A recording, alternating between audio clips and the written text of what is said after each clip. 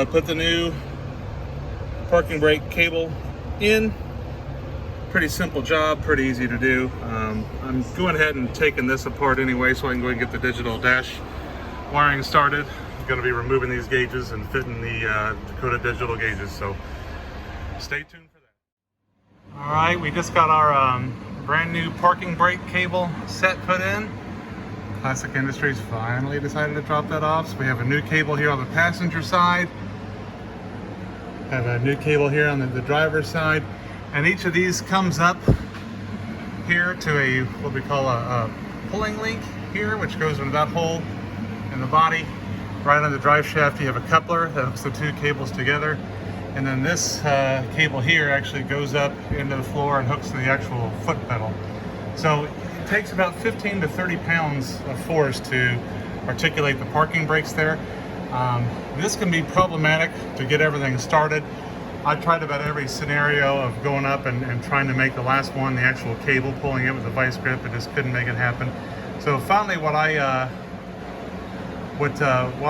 ended up doing was using this strap here, and I just pulled on this cable to put some tension on the parking brakes, and I was able to thread this threaded rod through and get this nut started on the equalizer. So kind of a pain in the butt. It's been dragging here.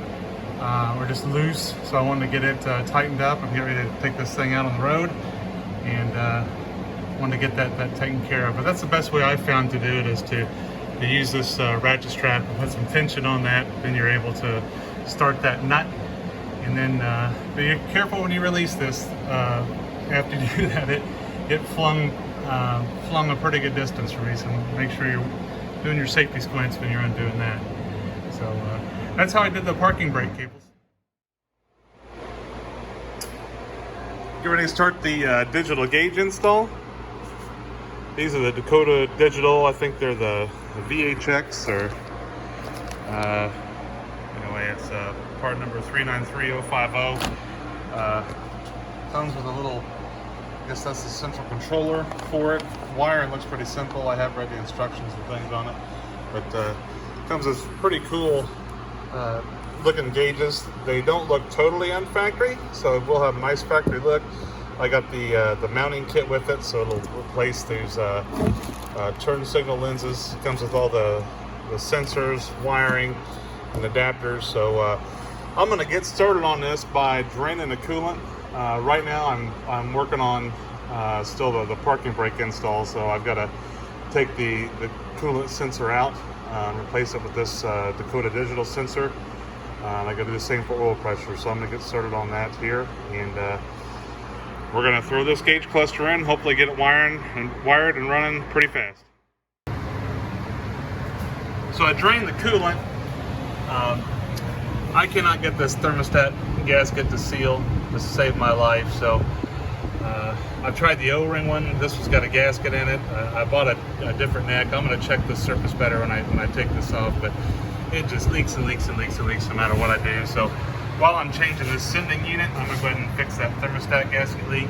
So on this Pontiac, on most Pontiac V8s, the temperature sensor right here connects to this green wire, goes to the factory gauge. So we're going to be replacing this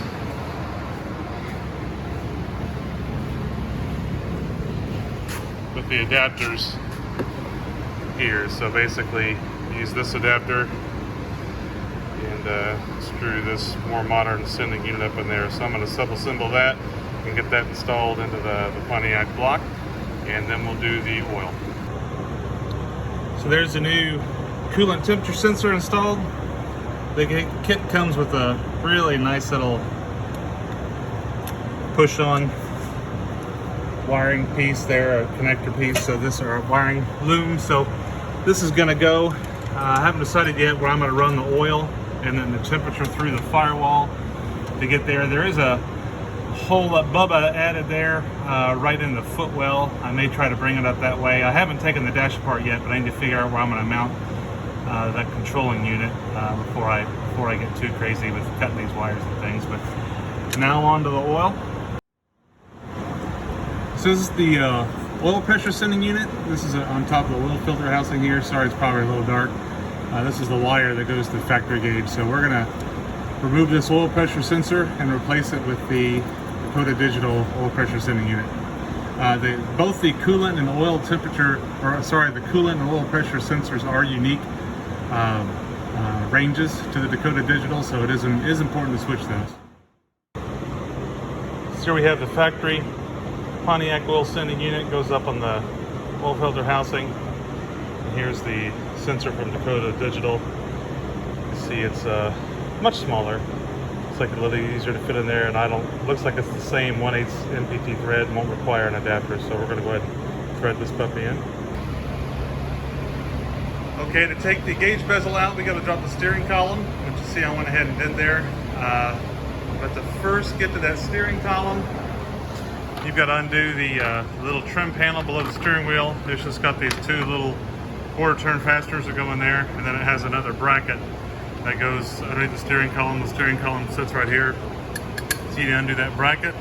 Then once you do undo that bracket,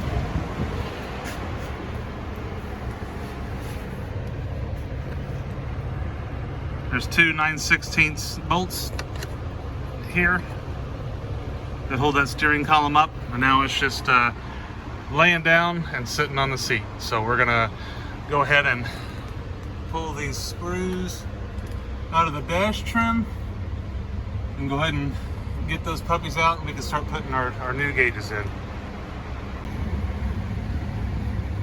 Okay folks, getting ready to pull out our gauge bezel here. Couple steps. We got these 3 trim screws out of these positions up here. You can see here, they can just be got with a little nut driver. There's also a couple long bolts that need to come out up here that go up into the gauge cluster. Once you have those 2 out, so there's 2 of those long bolts on either side of the cluster here that come up directly from behind there. Once you get those out, you can start detrimming the gauge cluster. We do that just by unscrewing the cigarette lighter here,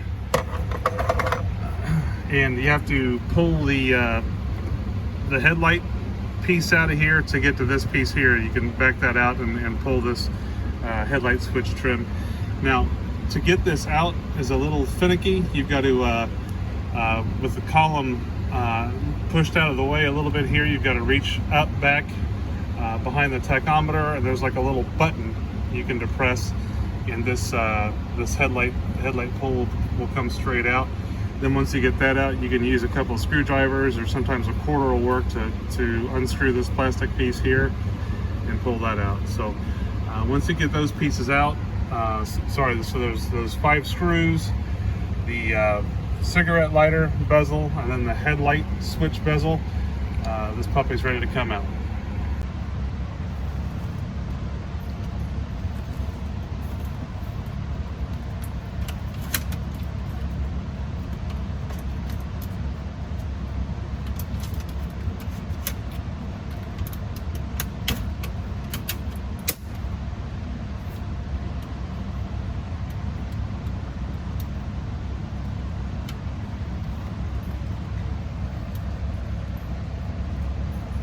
You can see here the bezel looks like it's been recovered, and some of this sticky sheet stuff. No idea what the actual bezel looks like behind it, but here you can see the actual gauges themselves. So we'll be pulling each of those gauges out and start replacing them with our Dakota Digital gauges.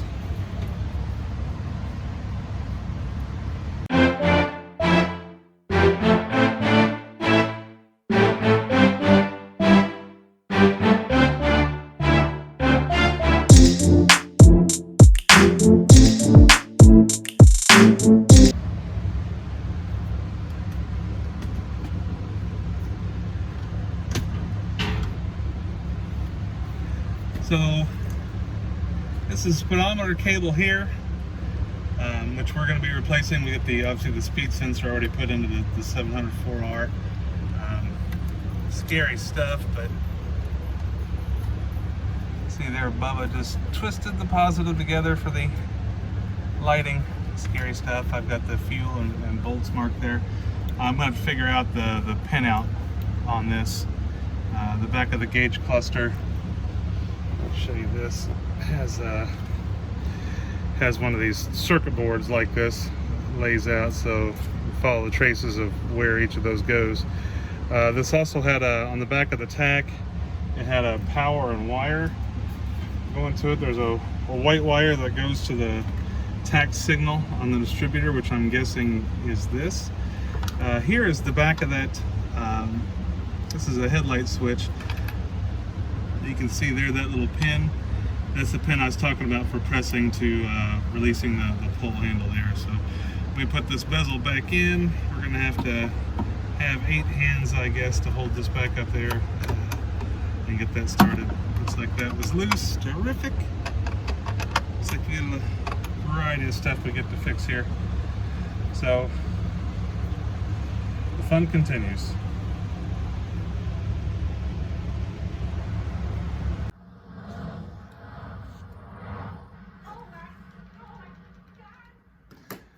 Well, starting the sub-assembly, the bezel decided to come in where it's not 1,000 degrees out, and go ahead and start putting in the cups and bezels and things. The kit gives you pretty nice, these look like they're 3D printed cups to hold on the back, and little plastic nuts to hold the gauges and the wiring to go between the gauges, so it really works slick. Sitting here watching the best movie ever made, and go ahead and do some of this sub-assembly here.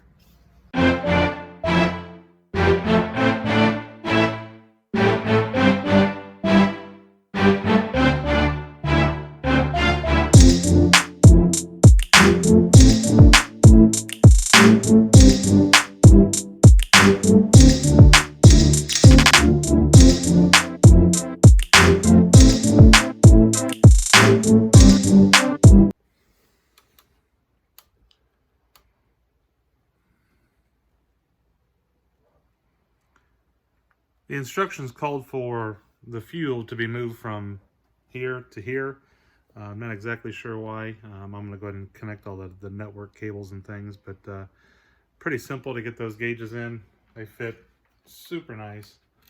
These cups really clamp well. They really feel secure, even with just barely putting much torque on these little plastic screws. So very good design. Pretty happy with it so far.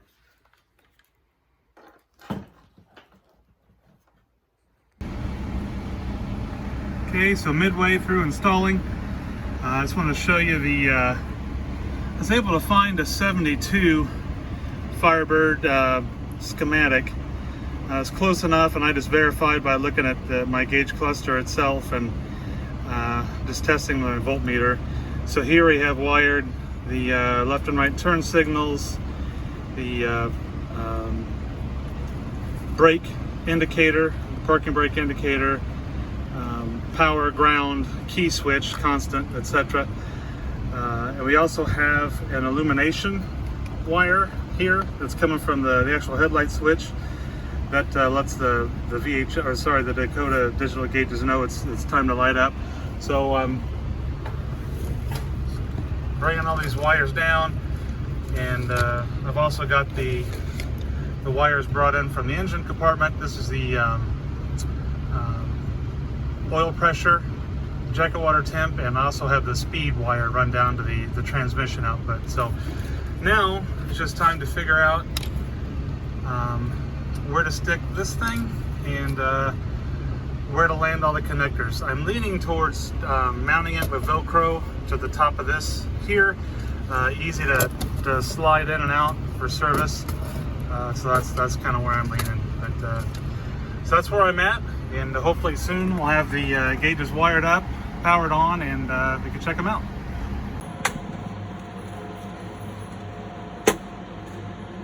All right, ladies and germs, got the Dakota Digital Gauges installed.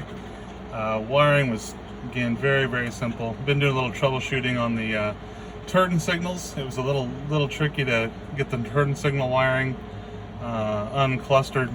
It was definitely screwed up and hacked, but did get it all worked out and completed. The gauges look pretty killer. I'm going to turn on the lights here real quick.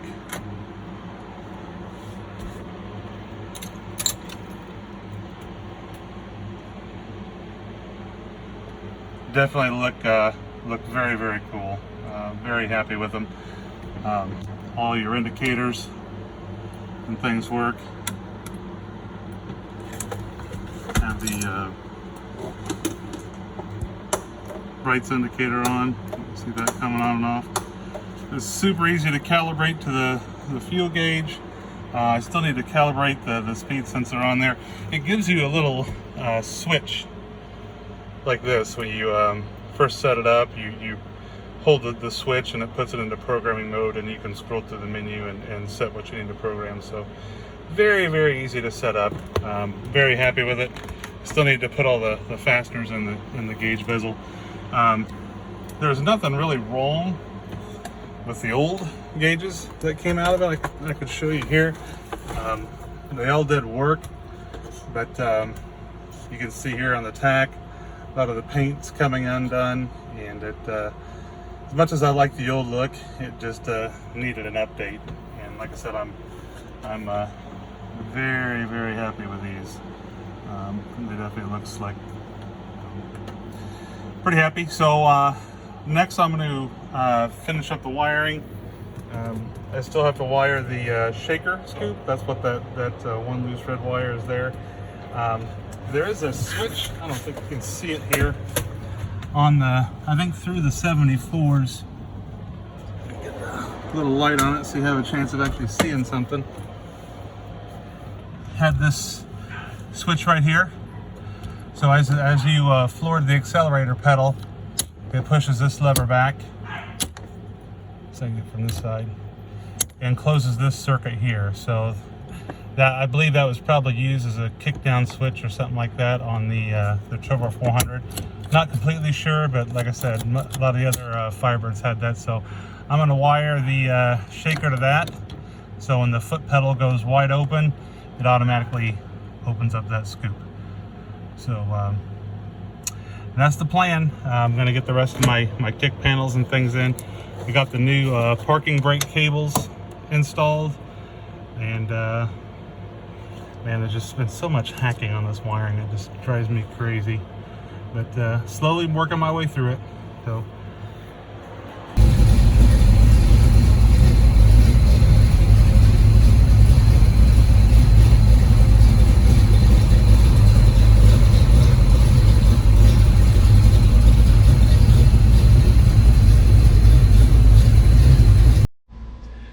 So on this switch, if you hold it up in the one position, it goes into programming mode, and if you hold it in the down position, when you turn the key or number 2 position, it actually goes into full sweep mode. So if you're curious whether your gauges are working correctly, you can hold the 2 down. Let me try to do it and turn the ignition at the same time.